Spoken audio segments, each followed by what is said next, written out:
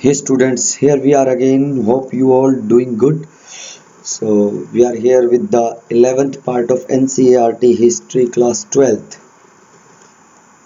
and it's the part 11. Now ये परिवर्तन कैसे हुए? And I'm expressing it in Hindi for Hindi medium students. ये परिवर्तन कैसे हुए? अब ये जो हड़प्पा संस्कृति थी वो खत्म हुई और नई जो उत्तर हड़प्पा थी वो बसने लगी, अनुवर्ती संस्कृतियां बसने लगी। ये कैसे हुए, इस विषय में व्याख्याएं एक्सप्लेनेशन दी गई हैं। इनमें जलवायु परिवर्तन, वनों की कटाई, अत्यधिक का बाढ़ का आना, नदी का सूख जाना और या मार्ग बदल लेना, नदी का सूख जाना या मार्ग बदल लेना तथा भूमि का अत्यधिक उपयोग इत्यादि शामिल हैं। इनमें से कुछ कारण कुछ बस्तियों के संदर्भ में तो सही हो सकते हैं, परंतु पूरी सभ्यता के पतन की व्याख्या नहीं करते। ये जो ऊपर वाले कारण है ये पूरी सभ्यता को नहीं बताते कि पूरी सभ्यता इन्हीं वजह से खराब हुई थी, नहीं, समाप्त हुई थी, नो।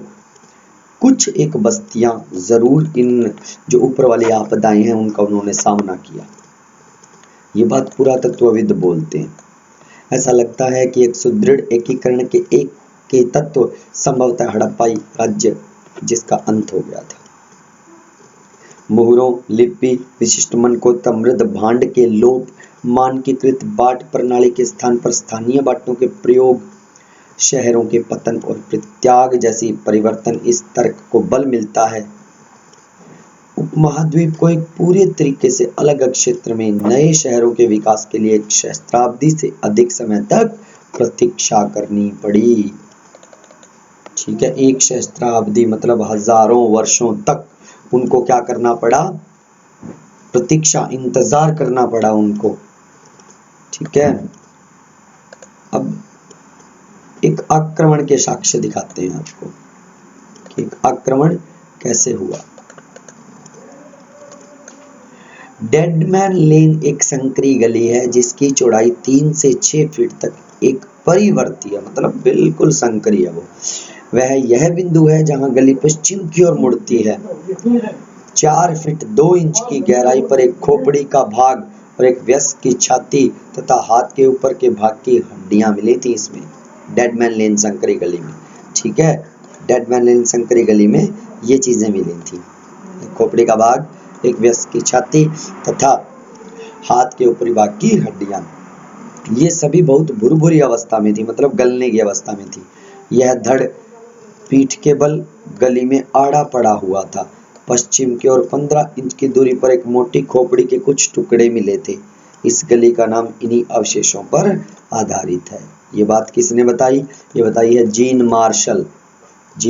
मार्शल साहब ने Mohenjodaro and the Indus civilization में जो बातें लिखी हुई हैं 1931 में, उद्धृत मतलब लिखी हुई बातें, वहां से ली गई हैं ये बातें।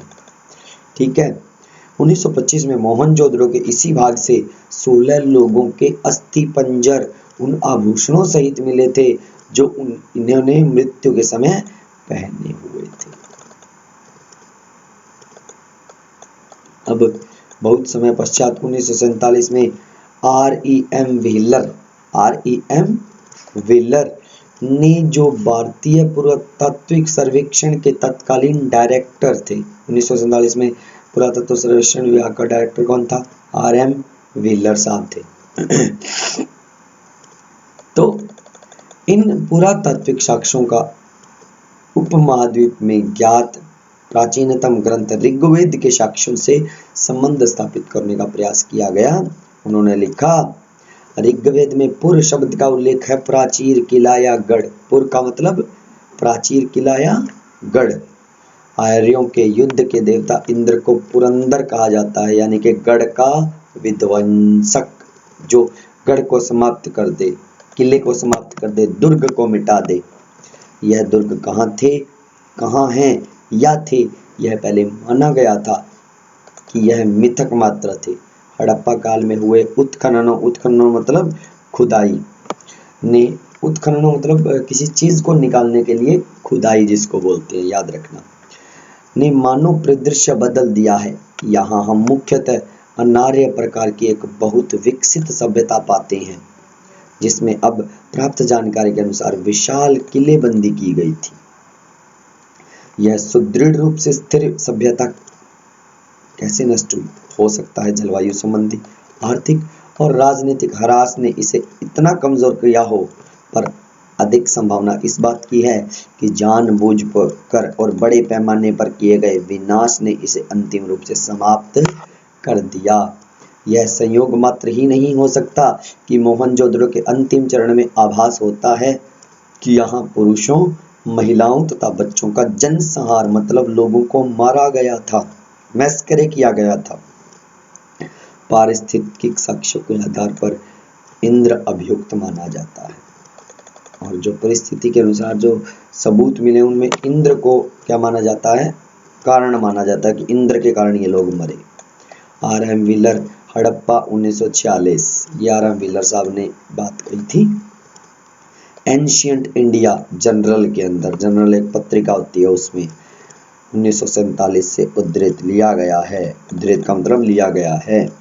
ये बात को छोटी सी को 1960 के दशक में जॉर्ज डेल्स नामक पुरातत्वविद ने मोहनजोदड़ो में जनसंहार के साक्ष्यों पर सवाल उठाए। उन्होंने दिखाया कि उस स्थान पर मिले सभी अस्थिपिंजर एक ही काल से संबंध नहीं थे। हालांकि इन दो से निश्चित रूप से संहार के संकेत मिलते हैं, पर अधिक अस्थियां जिन संदर्भों में मिले हैं वे इंगित करती हैं कि ये अत्यंत लापरवाही और श्रद्धाहीन तरीके से बनाए गए शव थे। मतलब उन शवों को ढंग से लपेटा नहीं गया था, ठीक है, लापरवाही की गई थी, ये बात बता रहे हैं जॉर्ज डेल साहब।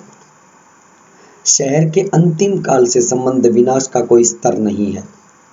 व्यापक स्तर पर अग्निकांड के चित्र नहीं है। चारों ओर फैले हथियारों के बीच कवचधारी सैनिकों के शव नहीं है।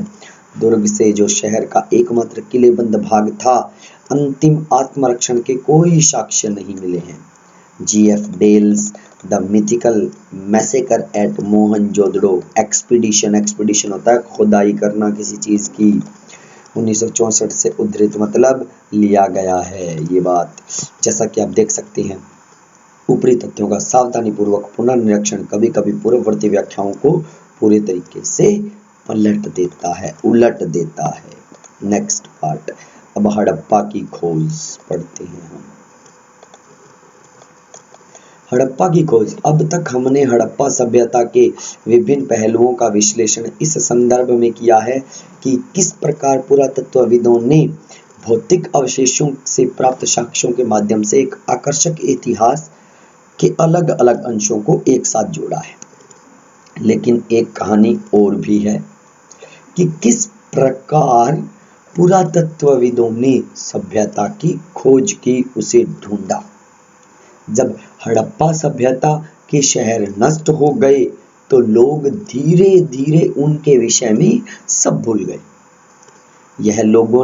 जब लोगों ने इस क्षेत्र में सहस्त्राब्दियों यानी हजारों सालों बाद रहना आरंभ किया, तब भी वे नहीं समझ पाए कि बाढ़ या मिट्टी के कटाव के कारण अथवा खेत की जुताई के समय या फिर खजाने के लिए खुदाई के समय यदा कदा धरती की सतह पर आने वाली अपरिचित पुरा वस्तुओं का क्या अर्थ लगाया जाए। उनको जो भी चीजें मिलती थी उनको अंदाजा ही नहीं था इनका अर्थ क्या लगाए, इनको क्या समझे जो चीजें मिल रही हैं। ठीक है, बाकी की बातें नेक्स्ट पार्ट यानी कि 12वें भाग में हम पढ़ेंगे। शुक्रिया।